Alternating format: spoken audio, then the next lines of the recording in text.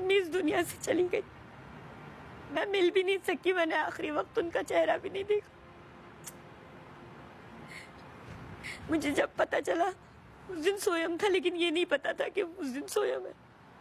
उस दिन सब सो गए तो मैंने बेड के नीचे से अब्बू की चाबी निकाली, मोबाइल लिया पापा का और मैं चली गई, घर से बाहर भाग गई।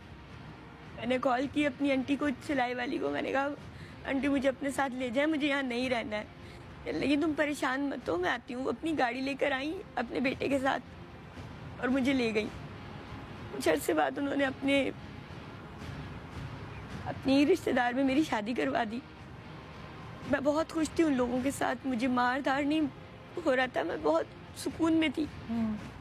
अम्मी को कहीं से पता चला मैं फला जगह रहती हूँ। अम्मी ने मेरा नंबर निकलवाया कहीं से और कॉल की, मुझे कहा कि तुम कहाँ हो, एक बार मेरे पास आ जाओ, मैं तुमसे मिल लूँ।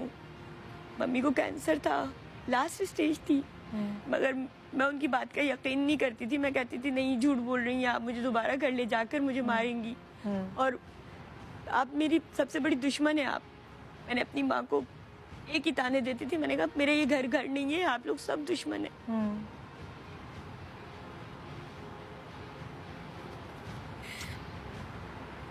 ये कहने के बाद मेरी माँ ने फ़ोन बंद कर दिया और उसके कुछ अरसे बाद हमारी कराची ट्रांसफ़र हुई। जब मैं कराची आई तो मेरी माँ को पता चल गया कि मैं बनारस की तरफ रहती हूँ।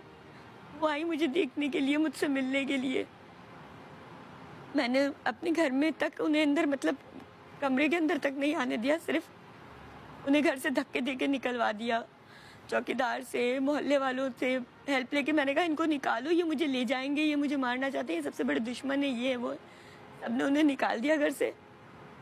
ये यहाँ तक कि मेरे शौहर ने मेरी पढ़ाई मुकम्मल करवाई, मेरा बहुत सपोर्ट किया।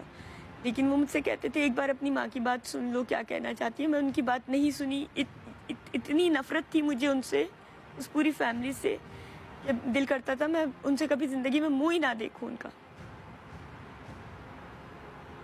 फिर कुछ ऐसा हुआ कि मेरी अम्मी चली गई। मेरी अम्मी इस दुनिया से चली गई। मैं मिल भी नहीं सकी, मैंने आखिरी वक्त उनका चेहरा भी नहीं देखा।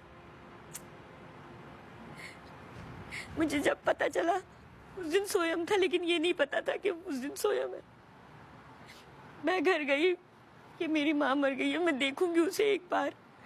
मैं वहाँ गई, लेकिन किसी ने मेरी तरफ देखा तक नहीं, क्योंकि उन्होंने मुझे वो कहते थे मर गई हमारे लिए, ये हमारे सामने भी ना आए कभी जिंदगी में। जब मैं वहाँ गई तो उन्होंने मुझे, मतलब कोई बताया ही नहीं कि कब मरी, क्या हुआ।